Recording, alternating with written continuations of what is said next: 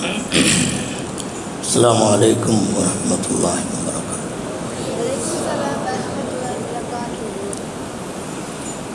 الحمد لله رب العالمين والصلاة والسلام على رسوله خاتم النبيين سيد الأنبياء والمرسلين وعلى آله وصحبه أجمعين. أما بعد فأعوذ بالله من الشيطان الرجيم. بسم الله الرحمن الرحيم. اليوم أكملت لكم دينكم وأتممت عليكم نعمتي ورضيت لكم الإسلام دينا.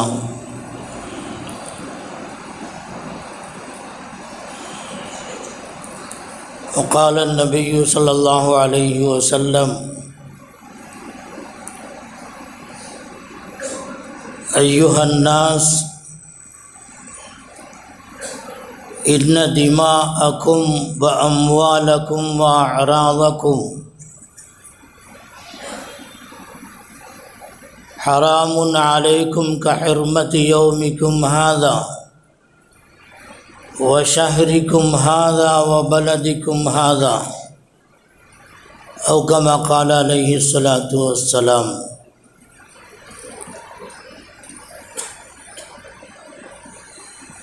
கண்ணியத்திற்கும் மிகுந்த மரியாதைக்கும் உரிய உலமா பெருமக்களே, சங்கை மிகுந்த பெரியோர்களே, சகோதரர்களே,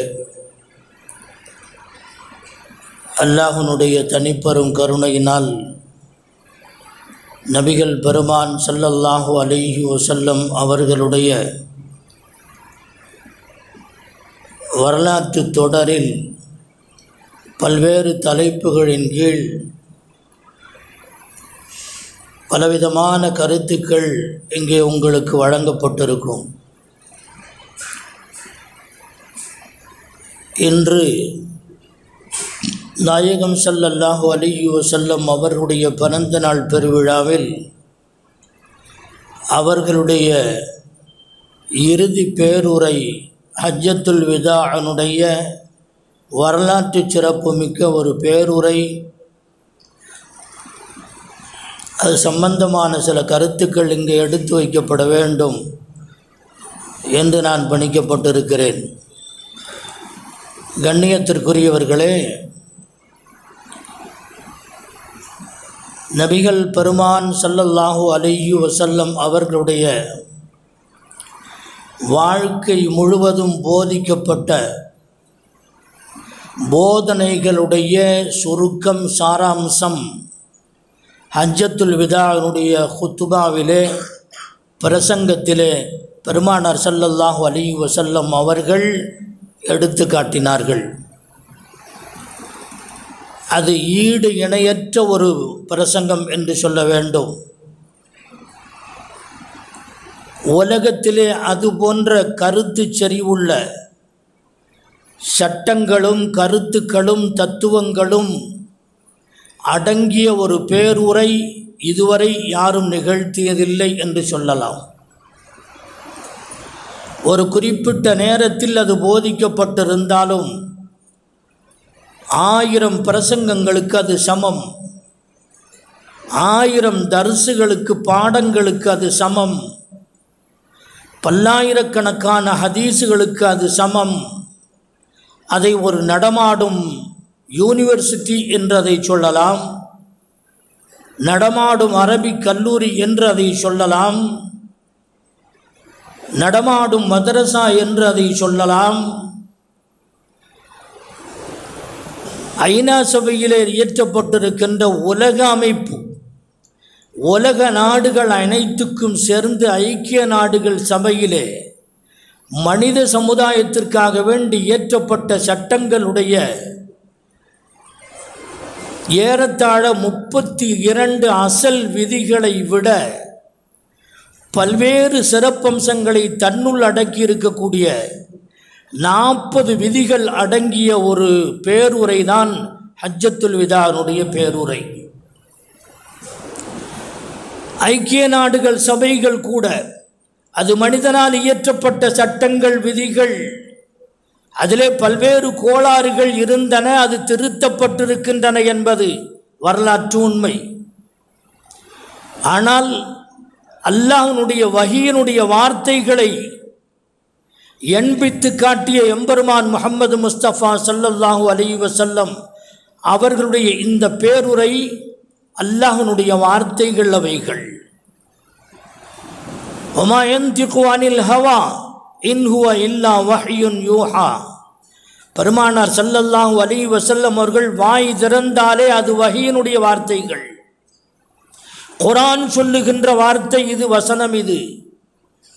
எனவே பெருமானார் ஸல்லல்லாஹு அலைஹி வஸல்லம் அவர்களுடைய நாவின் வழியாக அல்லாஹ் பேசுகிறான். அல்லாஹ் சொல்லித் தந்த சட்டங்கள் இவைகள், அல்லாஹ் சொல்லித் தந்த சித்தாந்தங்கள் இவைகள், அல்லாஹ் சொல்லித் தந்த தத்துவங்கள் இவைகள். உலகத்திலே இந்த பேருரைக்கு நிகராக இதுவரை எந்த தலைவனும் எந்த கொம்பனும் ஒரு பேருரையை நிகழ்த்தியது கிடையாது. எனவே அதற்கென்று ஒரு தனி மரியாதை மகத்துவம் இருக்கிறது. அதிலே ஒரே ஒரு துண்டு, ஒரே ஒரு சென்டென்ஸை எடுத்து பல நாட்கள் பேச முடியும். பல நூறு ஹதீஸுகளை அடிப்படையாக வைத்து பேச முடியும். சுருக்கமாகத்தான் இருக்கும். அத்தைனு மக்லியுன், கடன் வாங்கினால் அது திருப்பி கொடுக்கப்பட வேண்டியவை என்ற கருத்து அதற்குள்ளே பல நூறு ஹதீஸுகள் வந்துவிடும்.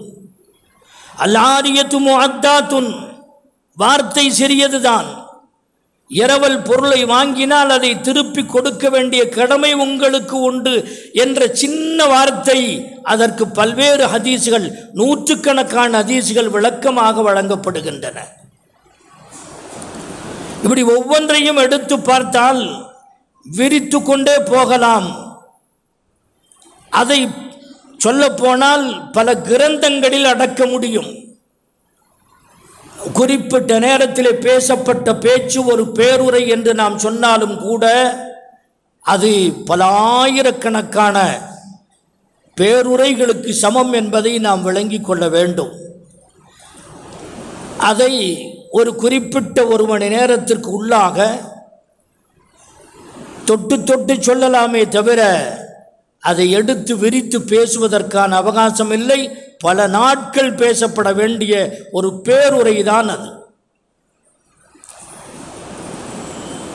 அதிலே முக்கியமான ஒன்று இரண்டு விஷயங்கள். மனித உயிர்கள் மதிக்கப்பட வேண்டும், மனித உரிமைகள் முறையாக வழங்கப்பட வேண்டும், மனிதனுக்கான சுதந்திரங்கள் முறையாக வழங்கப்பட வேண்டும், பெண்களின் உரிமைகளில் சமூகம் கவனம் செலுத்த வேண்டும்,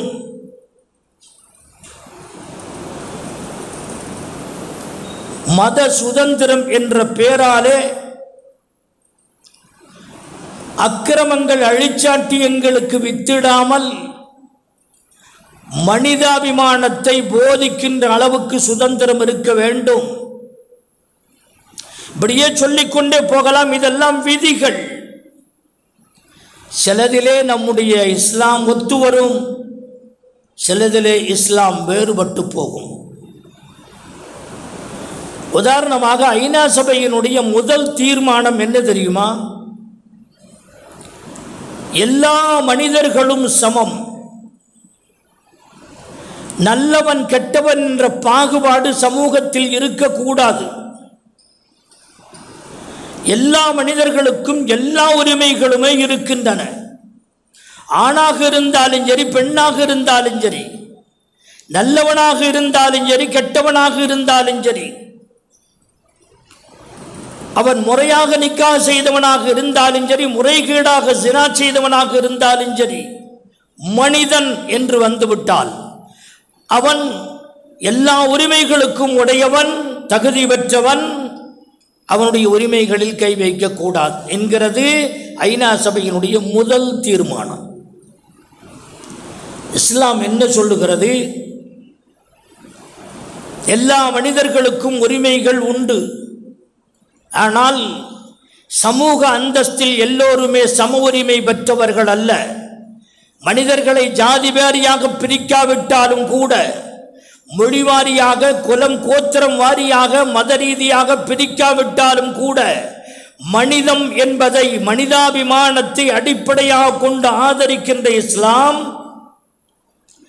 மனிதனை ரெண்டு ஜாதியாக பிரிக்கிறது. ஜாதி அல்லாது 2 கூறாக பிரிக்கிறது. பர்ருன் தகியுன் கரீமுன் இலல்லாஹ் வஃபாஜிருன் ஷகியுன் ஹய்யினுன் அலல்லாஹ். நல்லவன் கெட்டவன்.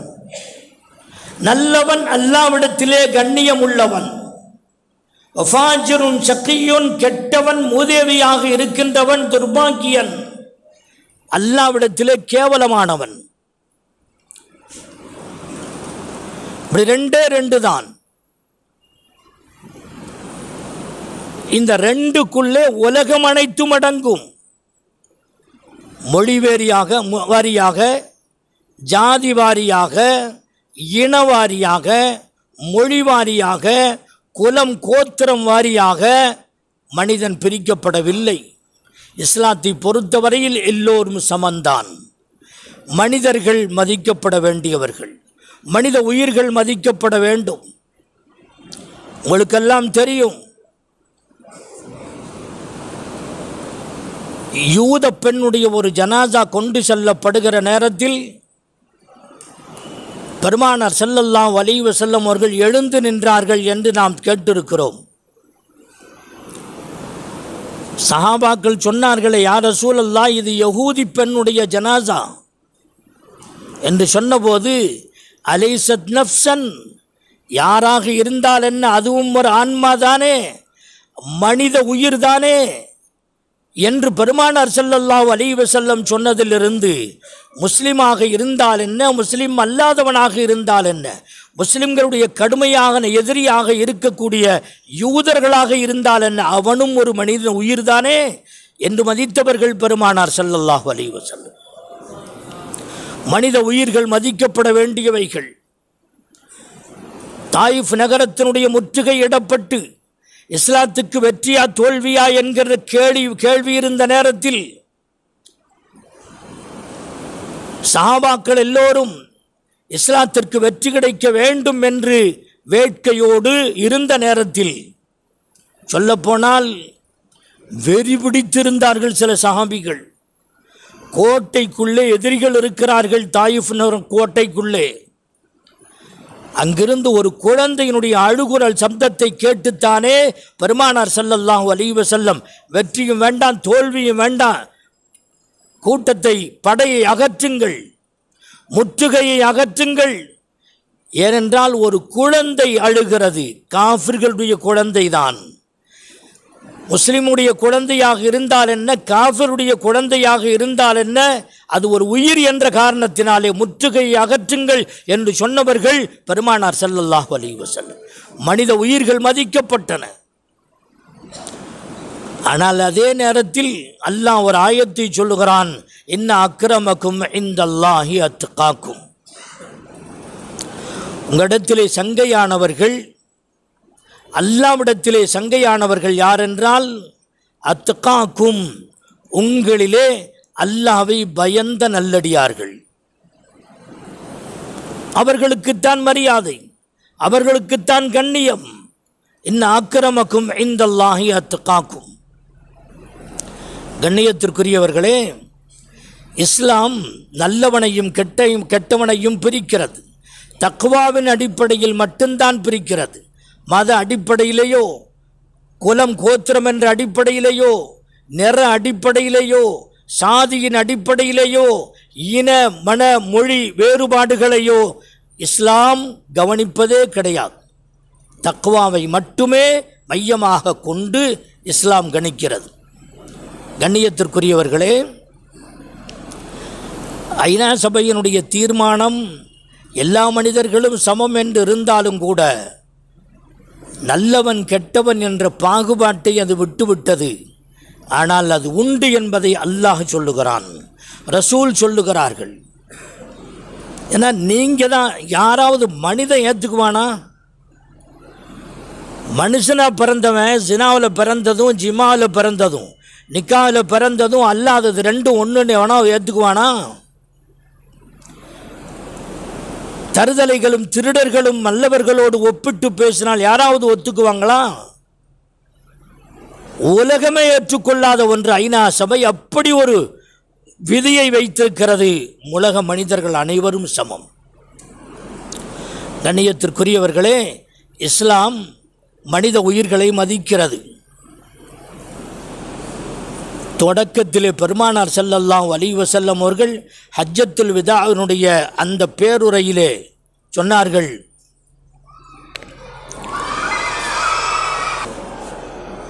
இன்னும் வரலையே, என் ஜென்ரேட்டர் வேலை செய்கிறது இல்லையா? வேலை செய்யுது.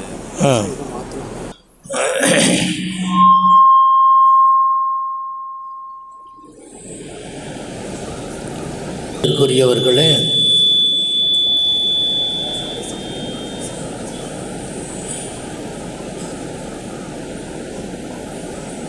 நபிகள் நாயகம் ஸல்லல்லாஹு அலைஹி வஸல்லம் அவர்கள் ஹஜ்ஜத்துல் விதாவினுடைய அந்த பேருரையில் மனிதர்களே என்று அழைத்தார்கள். அந்த மனிதர்களே என்று அழைத்ததில் மனித சமூகம் அத்தனையும் அடங்கும். எல்லாரையும் அழைத்து சொல்லுகிறார்கள், இன்ன திமாஅக்கும், நிச்சயமாக உங்களுடைய உயிர்கள், வ அம்வாலக்கும், உங்களுடைய உடைமைகள், வ அராலக்கும், உங்களுடைய மானம் மரியாதைகள், கண்ணியமானவைகள், பாதுகாக்கப்பட வேண்டியவைகள். இந்த நாளுக்கு என்ன சிறப்பு இருக்கிறதோ, என்ன கண்ணியம் இருக்கிறதோ, அதே கண்ணியம் உங்களுடைய உயிருக்கு இருக்கிறது. இந்த ஊருக்கு என்ன சிறப்பு இருக்கிறதோ, இந்த நாள் என்றால் எந்த நாள்? ஹஜ்ஜத்துல் விதாவினுடைய அந்த பேருரை நிகழ்த்தப்பட்டது பெரும்பாலானவர்களுடைய கருத்துப்படி அரஃபாவுனுடைய கண்ணியமான 9வது நாள்.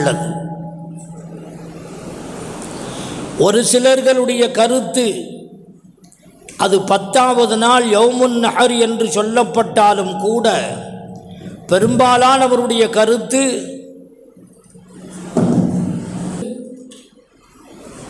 பெருமானார் ஸல்லல்லாஹு அலைஹி வஸல்லம் அவர்கள் செய்த ஒரே ஒரு ஹஜ்ஜத்துல் விதா என்று சொல்லப்படுகின்ற ஹஜ்ஜிலே அரஃபாவுடைய மைதானத்திலே நின்று கொண்டு செய்த அந்த பேருரை தான் பல்வேறு கருத்துக்களை உள்ளடக்கி இருக்கிறது. அப்போது கேட்கிறார்கள், இது என்ன நாள்? இது அரஃபாவுடைய நாள், கண்ணியமான நாள், இடம் கண்ணியமான இடம். அந்த அரஃபாவுடைய மைதானத்திலே நின்று கொண்டு கேட்கப்படுகின்ற துஆக்கள் கபூல் செய்யப்படாது என்று எவனாவது நினைத்தால் அவன் பாவி ஆகிவிடுவான் என்று சுஃபியானு தௌரி ரஹ்மத்துல்லாஹி அலைஹி சொல்லுகிற அளவுக்கு அந்த இடத்திலே கண்டிப்பாக கேட்கப்படுகிற துஆக்கள் கபூல் செய்யப்படுகின்ற கண்ணியமான இடம். நபிமார்கள், வலிமார்கள், நாதாக்கள் கால்பதித்த இடம் அது. பல லட்சக்கணக்கானவுடைய துஆக்கள் கபூலாக்கப்பட்ட இடம் அது. சரித்திர பிரசித்தி பெற்ற அந்த இடத்தில் பல்வேறு கராமத்துகளும் முஅஜிசாக்களும் நிகழ்த்தப்பட்ட அந்த இடத்தில் பெருமானார் கேட்கிறார்கள், இது என்ன இடம், என்ன நாள், எந்த ஊர் என்றெல்லாம் கேட்கிறார்கள். சஹாபாக்கள் சொல்லுகிறார்கள், இது மக்கா. மக்காவுக்கு என்ன கண்ணியம்? உலகத்தில் இருக்கின்ற இந்த பூமியினுடைய அனைத்து பகுதிகளை விட ஒரு சிறந்த இடம் காபத்துல்லா இடம் பெற்றிருக்கின்ற இடம் அது. அந்த நாள் சிறப்பான நாள், அந்த இடம் சிறப்பான இடம். அந்த மாதம் துல்ஹஜ்ஜினுடைய மாதம், அதுவும் சிறப்பான மாதம். இந்த நாளுக்கு என்ன சிறப்போ, என்ன கண்ணியமோ, இந்த ஊருக்கு என்ன கண்ணியமோ, இந்த இடத்திற்கு என்ன கண்ணியமோ, இந்த இடத்தில் இந்த லா உக்ஸிமு பிஹாதல் பலது என்று அல்லாஹ் எந்த ஊரை சத்தியம் செய்து சொல்லுகின்றானோ அந்த ஊரினுடைய கண்ணியம் இப்படியோ அதே போன்றுதான் உங்களுடைய உயிர்கள் கண்ணியமானவைகள், உங்களுடைய உடைமைகள் கண்ணியமானவைகள், உங்களுடைய மானம் மரியாதை கண்ணியமானவைகள். அப்படின்னா என்ன அர்த்தம்? இதை எப்படி கண் போன்று பாதுகாக்கின்றோமோ அது போன்று உலக மாந்தர்களுடைய உயிர்கள் பாதுகாக்கப்பட வேண்டியவைகள், கண்ணியமாக்கப்பட வேண்டியவைகள். ஹர்மத் யௌமிக்கும் ஹாதா வஷஹரிக்கும் ஹாதா வபலதிக்கும் ஹாதா. இதையெல்லாம் சொல்லிவிட்டு பெருமானார் ஸல்லல்லாஹு அலைஹி வஸல்லம் அவர்கள் நீண்ட பேருரை கடைசியாக கேட்கிறார்கள். நான் ஒரு நபியாக அனுப்பப்பட்டேன், என்னுடைய ரிசாலத்தை தூதுவத்துவத்தை உங்கள் மத்தியிலே நான் எத்தி வைத்து விட்டேனா இல்லையா என்று கேட்டார்கள். சஹாபாக்கள் எல்லோரும் சொன்னார்கள், யா ரசூலல்லாஹ் தாங்கள் எத்தி வைத்து விட்டீர்கள். பல்லக்த ஹல் பல்லக்து என்று கேட்டார்கள். பல்லக்த யா ரசூலல்லாஹ். உடனே அல்லாஹ்விடத்திலே சொன்னார்கள், யா அல்லாஹ் அல்லாஹும்ம ஷஹத் அல்லாஹும்ம ஷஹத் அல்லாஹும்ம ஷஹத். இந்த கூட்டம் யார் தெரியுமா? சாட்சிக்கு உகந்தவர்கள். ஷுஹதாவுல்லாஹி அலன்னாசி. இவர்களெல்லாம் மனிதர்களுக்கு சாட்சி சொன்னால் ஏற்றுக்கொள்ளப்படுகின்ற உம்மத்தை சார்ந்தவர்கள். வகதாலிக ஜஅல்நாக்கும் உம்மத்தன் வஸத்தன் லிதகூனு ஷுஹதா அலன்னாஸ்.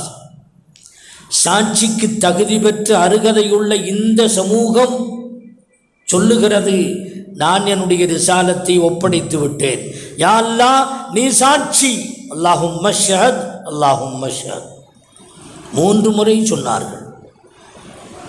23 ஆண்டு கால வாழ்க்கையினுடைய சாராம்சத்தை அந்த பேருரையிலே உள்ளடக்கி மக்கள் மத்தியிலே சொல்லி முடித்ததற்கு பிறகு, இதுதான் என்னுடைய 23 ஆண்டு கால வாழ்க்கையினுடைய சுருக்கம் என்று சொன்னால் நீங்கள் புரிந்து கொள்ளலாம் இந்த பேருரையினுடைய சாராம்சம் என்னவென்று.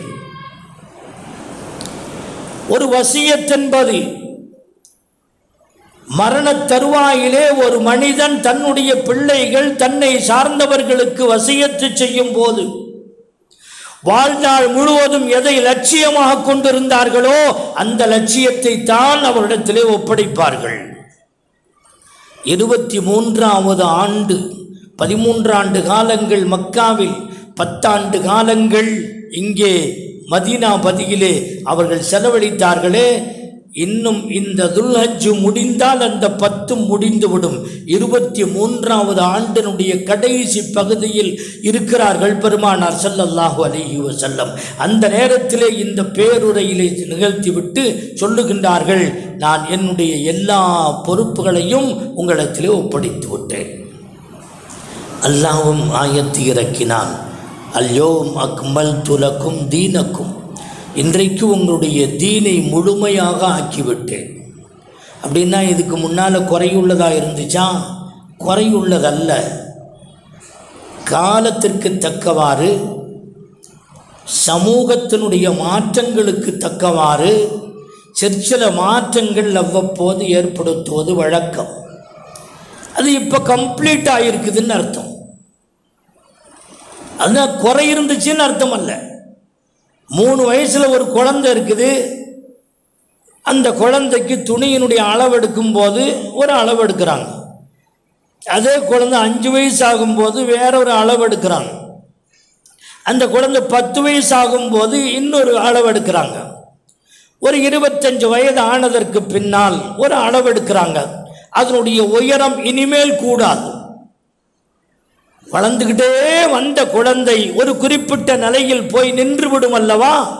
அப்படின்னா இதுக்கு முந்தி குறையா இருந்துச்சு, இப்பதான் கரெக்டா இருக்குதுன்னு அர்த்தமா? இல்லை, அதனுடைய வளர்ச்சி, அதனுடைய அந்தந்த வயசுக்கு தகுந்த மாதிரி அந்த ட்ரெஸ்ஸுக்கு அளவு.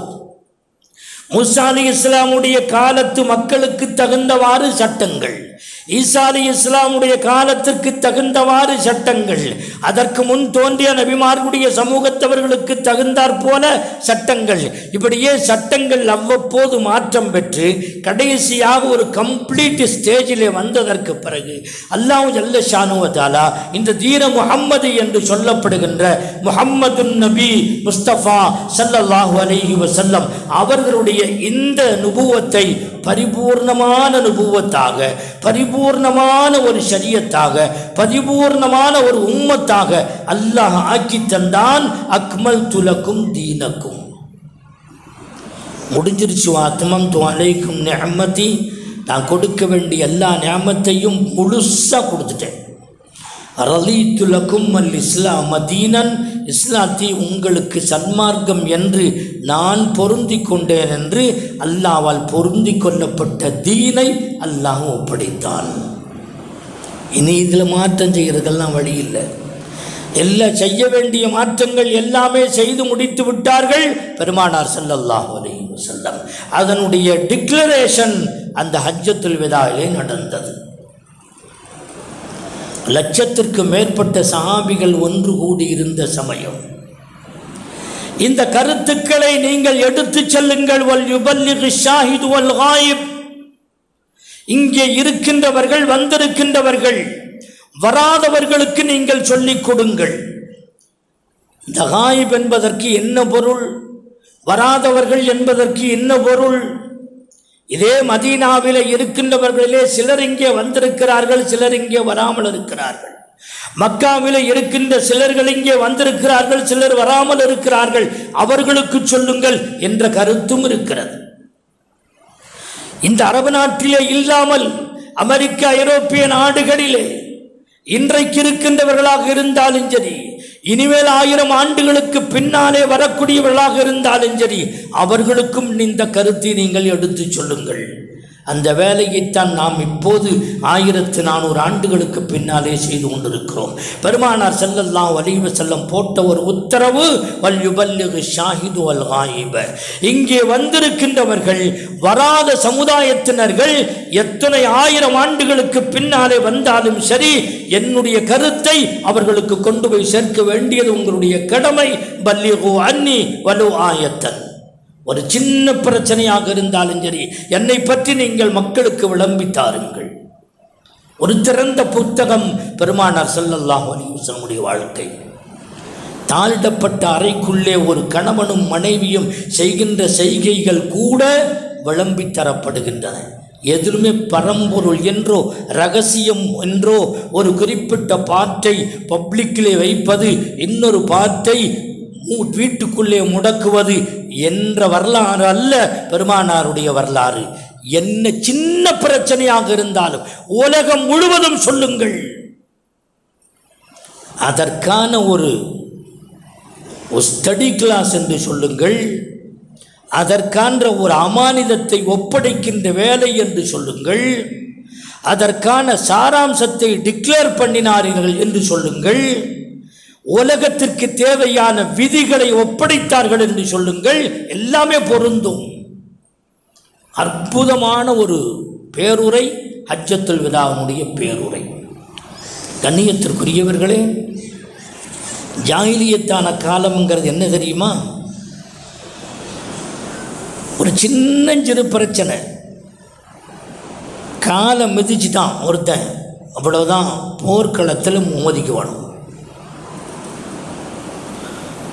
ஒரே ஒரு வார்த்தையால் தன்னுடைய குடும்பத்தை, கோத்திரத்தை ஒருவன் இழிவாக பேசிவிட்டான் என்றால் களம் காணுவார்கள், போர்க்களம்.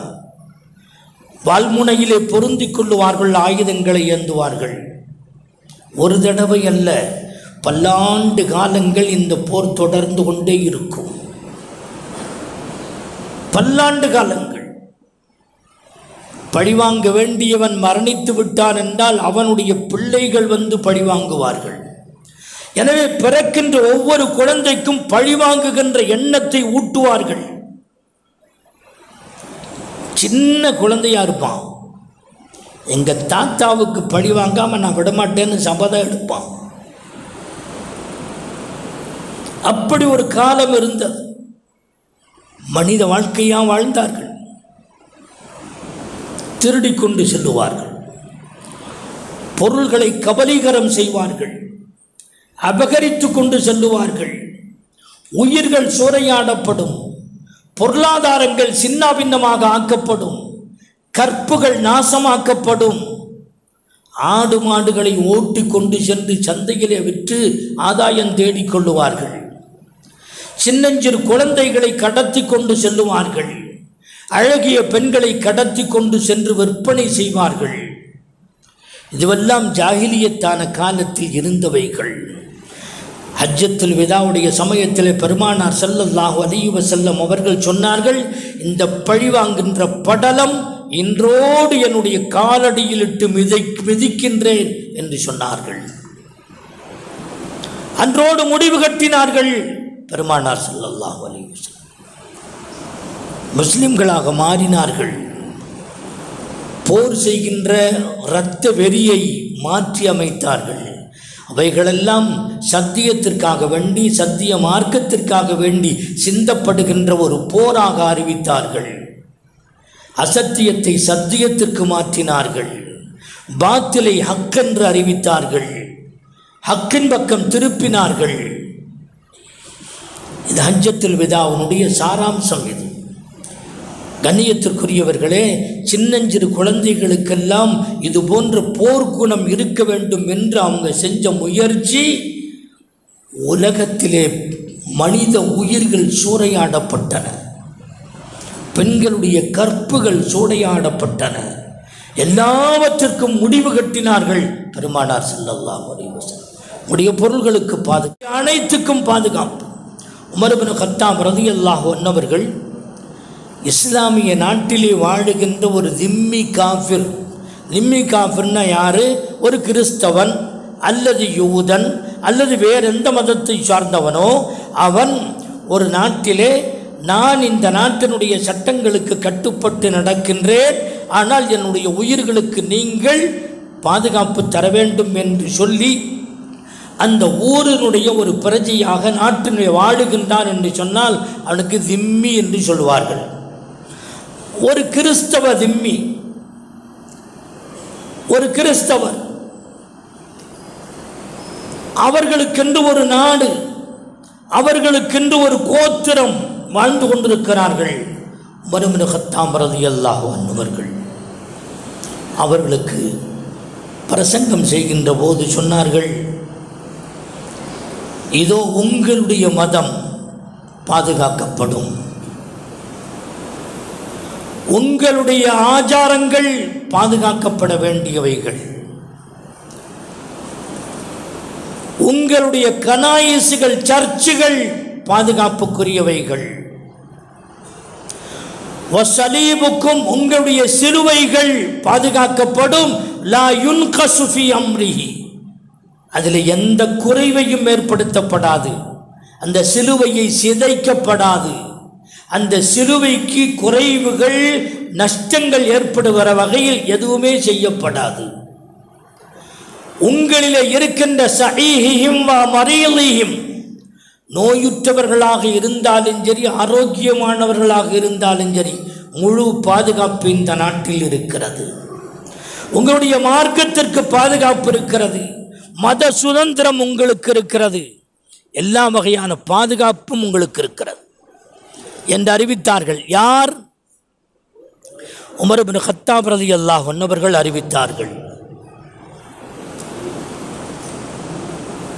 பெருமானார் ஸல்லல்லாஹு அலைஹி வஸல்லம் அவர்களும் ஒரு நாள் உஸாமத் இப்னு ஸைத் ரலியல்லாஹு அன்ஹு அவர்கள் படை திரட்டி கொண்டு போகிறாங்க.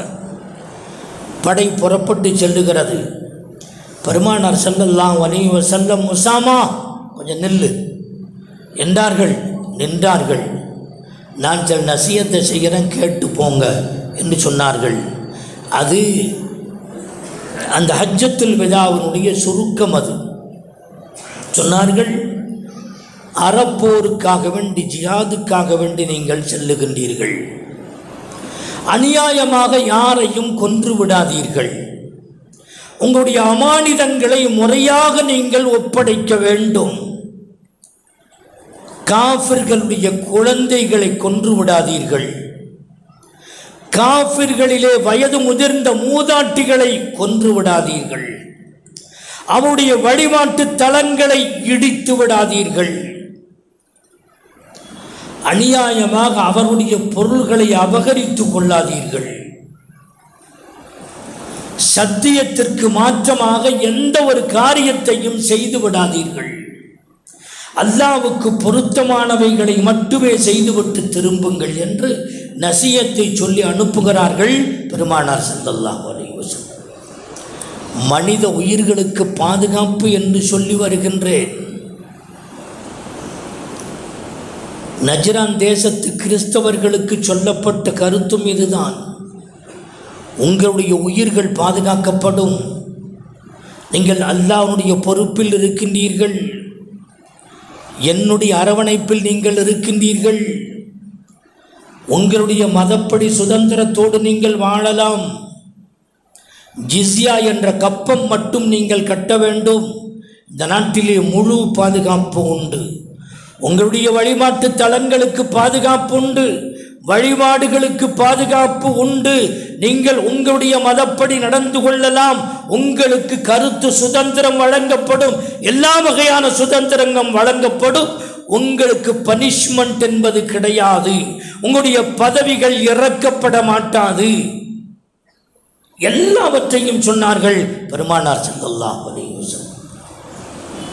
இதெல்லாத்தினுடைய சுருக்கம் தான் நான் வாசித்த இந்த ஹதீஸில் இருக்கிறது. உங்களுடைய உயிர்கள் உடைமைகள் அனைத்துக்கும் பாதுகாப்பு உண்டு. முஸ்லிம்களாக இருந்தாலும் சரி, காஃபிர்களாக இருந்தாலும் சரி.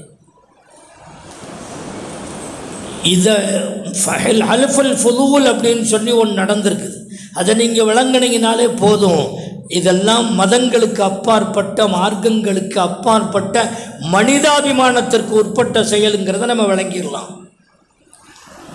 ஹஜ்ஜத்துல் வதால பெருமானார் ஸல்லல்லாஹு அலைஹி வஸல்லம் அவர்கள் சொன்ன இந்த கருத்து செயல் வடிவத்திலே முன்னாலேயே வந்துருச்சு. நுபுவத்துக்கு முன்னாலேயே நபி அவர்கள் வாலிப பருவமாக இருக்கிற போது ஃபதுல் இப்னு ஃபலாலா, ஃபதுல் இப்னு வதாஆ, ஃபுலைல் இவர்கள் ஃபதுல் என்ற 3 பேர்கள் சேர்ந்து ஒரு சங்கம் அமைத்தார்கள். இஸ்லாமிய வாலிபர் சங்கம்னு அமைக்கிறோம் இல்லையா, அது மாதிரி வாலிபர் சங்கம். அது இஸ்லாம் இன்னும் வரல. நபி அவங்களுக்கு நுபுவத்தும் கிடைக்கல. நபி அவர்கள் ஒரு வாலிபர் சங்கம் துவக்கப்பட்டது. அந்த சங்கத்திலே முதல் அடி என்ன தெரியுமா? ஐநா சபையெல்லாம் பிச்சை எடுக்கணும். முதல் வாசகம், அநியாயம் செய்வதை தடுப்போம். அநியாயத்திற்கு உட்படுத்தப்பட்டவர்களை வஅன்னன் நஸ்ரலில் மக்லூப், யார் அநியாயத்திற்கும் அக்கிரமங்களுக்கும் உட்படுத்தப்பட்டார்களோ அவர்களுக்கு நாம் உதவி செய்வோம். இந்த ஊருடைய அக்கம்பக்கத்தில் உள்ளவர்கள் சுதந்திரமாகவும் சுபிட்சமாகவும் வாழ்வதற்கான எல்லா வகையான முஸ்தீபுகளையும் நாம் எடுப்போம். அல்லா யுகீம பிபத்னி மக்கத வாலிம், மக்காவினுடைய உள்பகுதியில் எந்தவனது துஷ்டன், அநியாயக்காரன், அக்கிரமக்காரன் யாரும் இங்கே தங்கக்கூடாது. வாலிபர்கள் செய்த ஒப்பந்தம் இது. மூட்டையை சுமக்க முடியலையா, பெருமானார் ஸல்லல்லாஹு அலைஹி வஸல்லம் அவர்கள் சுமந்து சென்று கொடுத்து விட்டு வருவார்கள். கடகண்ணிகளுக்கு போக தெரியலையா, அவங்க போய் கொடுத்துட்டு வருவாங்க. ஃபதுல் இப்னு வதாஆ அப்படித்தான், ஃபதுல் இப்னு ஃபலாலா அப்படித்தான். பொது சேவை செய்தார்கள். இங்கே முஸ்லிம் என்று பார்த்தார்களா? இல்லை. மதம் என்பதற்கு அப்பாற்பட்டு எல்லோரும் ஒரே தாய்க்குலத்தை போன்று இருந்தவர்கள். மதம் மார்க்கங்களுக்கு அப்பாற்பட்ட அந்த காலகட்டத்திலேயே மனிதாபிமானத்தோடு வாழ்ந்த சொல்லிக் கொடுத்த பெருமானார் ஸல்லல்லாஹு அலைஹி வஸல்லம் நுபுவத்திற்கு பின்னாலே ஹஜ்ஜத்துல் விதாயிலே வஃபாத்துடைய சமயத்தில் கொஞ்சம் முன்னாலே இப்படி ஒரு வார்த்தையை சொல்லுகின்றார்கள் என்று சொன்னால் காலமெல்லாம் இது பரிகணிக்கும், இது பாதுகாக்கப்பட்டிருக்கிறது, கவனிக்கப்பட்டிருக்கிறது. கண்ணியத்திற்குரியவர்களே, ஐநா சபையினுடைய 16வது விதி என்ன தெரியுமா? மனிதர்கள் எல்லோருக்கும் சம உரிமை வழங்க வேண்டும். ஆணாக இருந்தாலும் சரி, பெண்ணாக இருந்தாலும் சரி, எல்லோருக்கும் சம உரிமை வேண்டும், சம அந்தஸ்து வேண்டும், சமூக அங்கீகாரம் வேண்டும். இவைகளெல்லாம் 16வது ஷரத்து விதி. இதிலே மனிதாபிமானமற்ற தண்டனை கூடாது ஒரு வார்த்தை. இதை நாம் ஏற்றுக்கொள்ள முடியாது. நல்லவனுக்கும் கெட்டவனுக்கும் ஒரே போல உரிமை எப்படி கொடுப்பது? திருடனுக்கு எந்த தண்டனையும் இல்லையா? நாம் கேட்போம் அல்லவா? ஐநா சபையினுடைய விதி சொல்லுகிறது, மனிதாபிமானமற்ற எந்த தண்டனையும் கூடாது. திருடுனா கையை வெட்டு, ஜினா செஞ்சிட்டானா கசையடி கொடு, கல்யாணம் முடித்தவனா கல்லால் அடித்து கொண்டு விடு. சட்டம் சொல்லுகிறோம் அல்லவா? இதை காட்டுமிராண்டித்தனம் என்று வர்ணிக்கக்கூடிய ஒரு கூட்டம் இன்றைக்கும் இருப்பதைப் போல அன்றைக்கும் இருந்தவர்கள் இந்த வார்த்தை எழுதி வைத்திருக்கிறார்கள். காட்டுமிராண்டித்தனமான இந்த சட்டம், அதை மனிதாபிமானமற்ற எந்த விதமான நடவடிக்கையும் இருக்கக்கூடாது. ஆனால் இஸ்லாம் அதை ஏற்றுக்கொள்ளவில்லை. குர்ஆன் சொல்லுகிறது, வலா தஅகுதுகும் பிஹிமா ரஅஃபத்துன் ஃபீ தீனில்லாஹ். இந்த இரக்கம், தயவு, தாட்சண்யை என்பது மார்க்க விஷயத்தில் உங்களை கெடுத்து விட வேண்டாம், உங்களை பிடித்து விட வேண்டாம். என்ன அர்த்தம்? ஜினா செஞ்சுட்டான், திருடிட்டான், இப்போ கருணை காட்டி தெரியாமல் ஏதோ காசு பணத்துக்கு ஆசைப்பட்டு திருடிட்டான், விட்டுருங்க பாவம், ஒரு உயிரை கொள்றீங்களே, ஒரு கையை வெட்டுறீங்களே, இந்த இரக்கம் வேண்டாம் அல்லாஹ் சொல்லுகிறான். மனிதாபிமானமற்ற தண்டனை யாருக்கும் கூடாது என்று சொல்லுகின்ற இந்த ஐநா சபையினுடைய சட்டத்துக்கு எதிராக ஹஜ்ஜத்துல் விதாவினுடைய அறிவிப்பு சொல்லுகிறது, யாராக இருந்தாலும் குற்றவாளிகள் தண்டிக்கப்பட வேண்டும். எனவேதான் பெருமானார் ஸல்லல்லாஹு அலைஹி வஸல்லம் சொன்னார்கள், எந்த குற்றம் செய்தாலும் சரி அந்த குற்றத்திற்குரிய தண்டனையை அனுபவித்தே தீர வேண்டும். அந்த பட்டியல் நீளுகிறது. திருடாக இருந்தால் இது, விபச்சாரமாக இருந்தால் இது, எட்டுக்கட்டாக இருந்தால், அவதூறுகளாக இருந்தால் இன்னது என்று சட்டங்கள், ஹுதூதுகள், குற்றவியல் சட்டங்கள் நிர்ணயிக்கப்பட்டிருக்கின்றன. மனுஷனுக்கு மானம் மரியாதை ஒரு பக்கம், உயிர் உடைமை இன்னொரு பக்கம். இந்த உயிருக்கும் உடைமைக்கும் மானம் மரியாதைக்கும் பாதுகாப்பு வேண்டும். உயிர் பறிபோகுதா, உயிருக்கு உயிர் பழிவாங்கு, கிசாஸ். உடைமைக்கு ஆபத்தா, திருடுறானா கையை வெட்டு. மானம் மரியாதைக்கு பாதுகாப்பு வேண்டும். மானம் மரியாதையை கெடுக்கிறானா அவனுக்கு கசையடி கொடு, இல்லையானால் கல்லால் எறிந்து கொலை செய். ஏன்? மனிதனுக்கு தேவையான, வாழ்க்கைக்கு தேவையான இந்த மூன்றும், உயிர், உடைமை, அவனுடைய மானம் மரியாதை, இந்த மூன்றும் கவனிக்கப்பட வேண்டியவைகள். ஹஜ்ஜத்துல் விதாவினுடைய பேருடைய சாராம்சம் இதுதான். எனவே ஐநா சபையினுடைய சிலவைகள் நம்ம ஏற்றுக்கொள்ளலாம், எல்லாவற்றையும் ஏற்றுக்கொள்ள முடியாது. 25வது விதி என்ன சொல்லுகிறது தெரியுமா? நிக்காஹ் முடித்து உடல் உறவு கொண்டு பெற்றெடுக்கப்பட்ட குழந்தை, ஜினாவிலே பிறந்த குழந்தை, இந்த ரெண்டுக்கும் சரிசமமான சமூக பாதுகாப்பு தர வேண்டும். சரிசமமான சமூக அந்தஸ்தை தர வேண்டும், சட்ட ரீதியான பாதுகாப்பு அதற்கு தர வேண்டும். ஓரின புணர்ச்சி, ஆண் ஆணை மறுவிக்கொள்வது, பெண் பெண்ணை புணர்ந்து கொள்வது, இந்த ரெண்டுக்கும் அரசாங்கத்தினுடைய அங்கீகாரம் வேண்டும் என்று ஐநா சபையினுடைய 25வது விதி சொல்லுகிறது.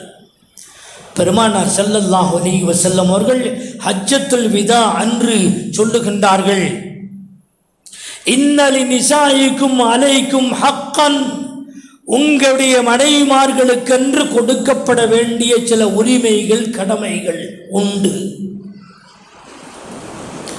ஆணும் பெண்ணும் சரிநிகர் சமானம் அல்லவர்கள் அல்ல. ஆணுக்கு சில உரிமைகள் அது முறையாக கொடுக்கப்பட வேண்டும், பெண்ணுக்கு சில உரிமைகள் அது முறையாக தரப்பட வேண்டும். ஆணுடைய உரிமைகள் கடமைகள், பெண்ணுக்குரிய உரிமைகள் கடமைகள். ஒன்றில்லை, சிம்பிளாக என்னன்னா, ஒருத்தனுடைய கடமையை நிறைவேற்றிட்டான்னா அந்த பெண்ணுடைய உரிமைகள் கிடைச்சிரும். இந்த பெண்ணுடைய கடமையை அவள் செஞ்சிட்டான்னா கணவனுக்கு கிடைக்க வேண்டிய உரிமைகள் கிடைச்சிடும். அவன் தன்னுடைய கடமையை செய்யணும், கடமையை செஞ்சுட்டான் உரிமைகள் தானாக கிடைச்சிடும். இந்த தத்துவத்தை பெருமானார் ஸல்லல்லாஹு அலைஹி வஸல்லம் சொன்னார்கள். பெண்கள் பலகீனமானவர்கள், வஸ்தௌஸௌ பின் நிசாஇ கைரன், பெண்கள் விஷயத்திலே என்னுடைய வசியத்தை நீங்கள் ஏற்றுக்கொள்ளுங்கள். ஃபஇன்னகும் மகல்துமூன பிஅமானத்தில்லாஹ், அந்த பெண்களை அல்லாஹ்வுடைய அமானிதம் கொண்டு நீங்கள் கைப்பற்றி இருக்கிறீர்கள். வஸ்தஅலல்தும் ஃபுரூஜஹுன்ன பிமஹாரிமில்லாஹ், அல்லாஹ்வுடைய சட்ட வரையறைகளை அடிப்படையாக கொண்டே அந்த பெண்களை நீங்கள் கையகப்படுத்தி இருக்கின்றீர்கள், நிக்காஹ் செய்திருக்கிறீர்கள். எனவே அவரவர்களுக்கு கொடுக்க வேண்டிய உரிமைகளை நீங்கள் கொடுக்க வேண்டும். இதெல்லாம் சரிதான். ஆனால் இஸ்லாம் சொல்லுவது ஹலாலான அடிப்படையில் மட்டும்தான். ஹராமாக பிறக்கின்ற குழந்தைகளுக்கு அங்கீகாரம், ஓரின புணர்ச்சிக்கு அங்கீகாரம், நிக்காஹ் முடித்தவனுக்கும் முடிக்காமல் ஜினா செய்கின்றவனுக்கும் ஒரே கண்ணோட்டம் என்கின்ற அங்கீகாரம் இஸ்லாத்தில் கிடையாது. உலகம் இன்றைக்கு பாராட்டுகிறது, நியாய உணர்வுள்ள சயின்டிஸ்டுகள் பாராட்டுகின்றார்கள். 40 விதிகளை கொண்டிருக்கின்ற ஹஜ்ஜத்துல் விதாவினுடைய இந்த பேருரையில் இந்த 40 விதிகளும் பொன்னெழுத்துக்களால் பொறிக்கப்பட வேண்டியவை என்று பல அறிஞர்கள் கருத்து வெளியிட்டிருக்கிறார்கள். இன்று வரை மாற்றங்களுக்கோ மறுவுதல்களுக்கோ உட்படாத ஒரு பேருரை இந்த ஹஜ்ஜத்துல் விதாவுடைய பேருரை. பல முறை கை வைத்து திருத்தப்பட்டதான் ஐநா சபையினுடைய விதிகள், ஷரத்துக்கள். அந்த ஷரத்துக்களிலே மாற்றங்கள் செய்வதற்கு யாருக்கும் அதிகாரம் இல்லை. பெருமானார் ஸல்லல்லாஹு அலைஹி வஸல்லம் அவர்கள் அறிவித்து முத்திரை குத்தி விட்டார்கள். இதுதான், எந்த கொம்பனாலும் இதில் மாற்ற முடியாது. ஐநா சபை அப்படி அல்ல. நான் சொல்லுவது உலகளாவிய சட்டங்கள் எல்லாவற்றையும் எடுத்து பாருங்கள். ஹஜ்ஜத்துல் விதாவுடைய பேருரையையும் ஒவ்வொன்றாக எடுத்து பாருங்கள். மாற்றங்களே கிடையாது. பெண்களுக்கான முழு உரிமையை இஸ்லாம் வழங்கியது. ஆனால் பெண்களுக்கான சுதந்திரத்தை முழுமையாக வழங்க வேண்டும் என்ற ஐநா சபையினுடைய 25வது தீர்மானம் முழு சுதந்திரம் என்று சொல்லுகிறதே, அதை இஸ்லாம் ஏற்றுக்கொள்ளாது. நிர்வாணமாக ஒரு பெண் செல்லுவதற்கு உரிமை கோருகின்றாள் என்று சொன்னால் அதற்கு ஐநா சபை அனுமதிக்கிறது, இஸ்லாம் அனுமதிக்காது. நிர்வாணமாக சென்ற பெண்கள் சென்ற ஒரு ஊர்வலத்திற்கு கோர்ட் அனுமதி வழங்கி இருக்கிறது. அது அவர்களுடைய ஹியூமன் ரைட்ஸ் உரிமை என்று சொல்லி இருக்கிறது. இந்த அளவுக்கு சுதந்திரத்தை இஸ்லாம் வழங்கவில்லை, வழங்காது. பெண்களுக்கென்று சில கட்டுப்பாடுகள் உண்டு, வரைமுறைகள் உண்டு.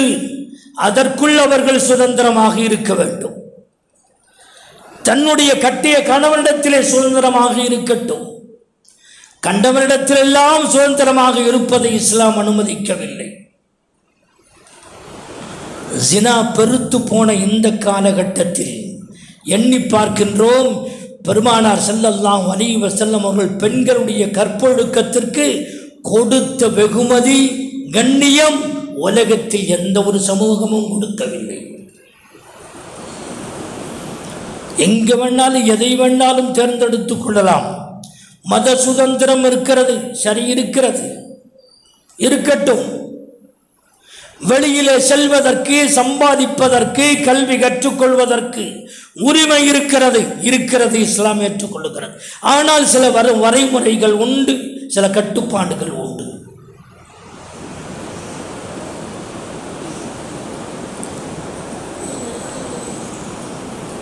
ஆயிரத்தி 1985 பீஜிங்கில் நடைபெற்ற ஒரு மாநாடு, அதற்கு பின்னாலே 2002 நடைபெற்ற ஒரு மாநாடு, ரஷ்யாவினுடைய அதிபர் கலந்து கொள்ள மிகப்பெரிய உச்ச மாநாடு. இந்த உச்சி மாநாடுகளில் எல்லாம் நிறைவேற்றப்பட்ட தீர்மானம், ஆணும் பெண்ணும் சரிநிகர் சமானமாக கருதப்பட வேண்டும். அன்றைய காலத்து ரஷ்ய அதிபர் கோர்பச்சேவ் என்று சொல்லப்படுகின்ற ரஷ்யாவுடைய அதிபர் ஒரு கருத்து வெளியிட்டார்.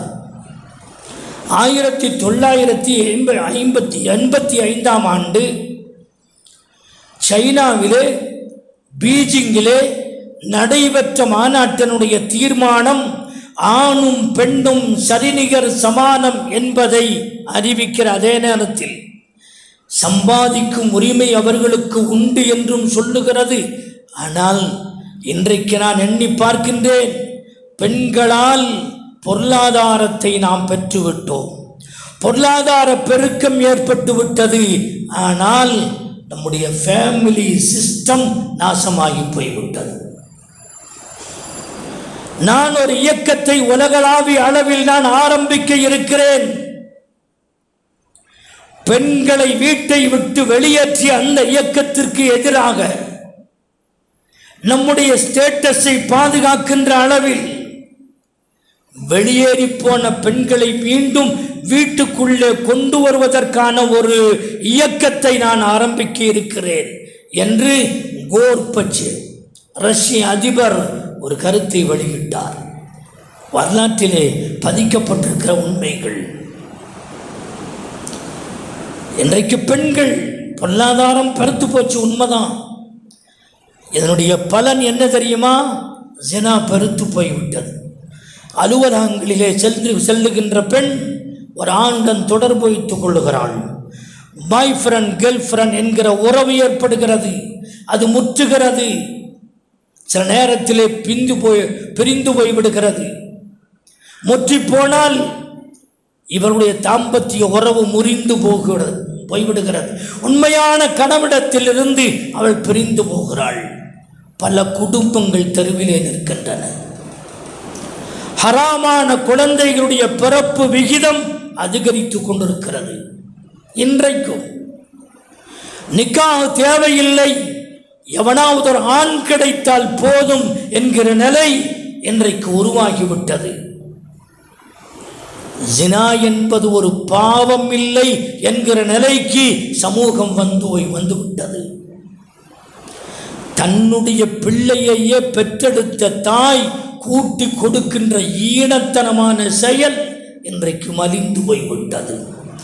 புருஷனுக்கு முன்னாலேயே மனைவியை கற்பழிக்கிற நேரத்தில் பார்த்து ரசித்துக் கொண்டிருக்கின்ற பன்றியனுடைய புத்தி மனிதனிடத்திலே வந்துவிட்டது.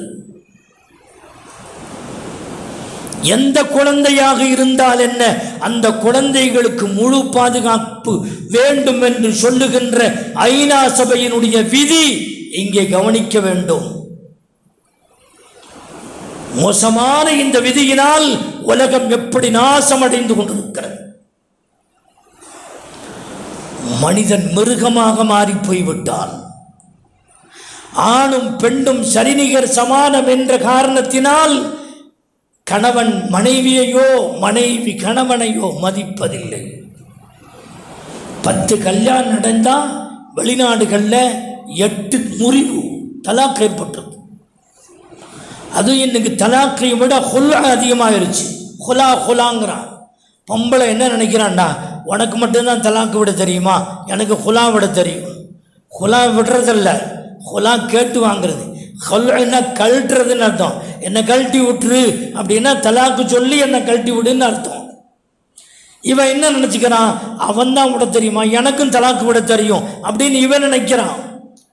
ஆக மொத்தத்தில் குடும்பத்தினுடைய ஃபேமிலி சிஸ்டம் நாசமாகி விட்டது.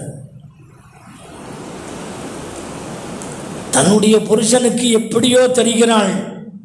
வெளியிலே புறப்பட்டு செல்லுகின்ற போது தன்னுடைய ஆடை அலங்காரங்களை வெளிப்படுத்தி காட்டுகிறார். குரான் வலாயு புதீன சீனத்தகுன்ன, உங்களுடைய அலங்காரத்தை வெளிப்படுத்தாதீர்கள்.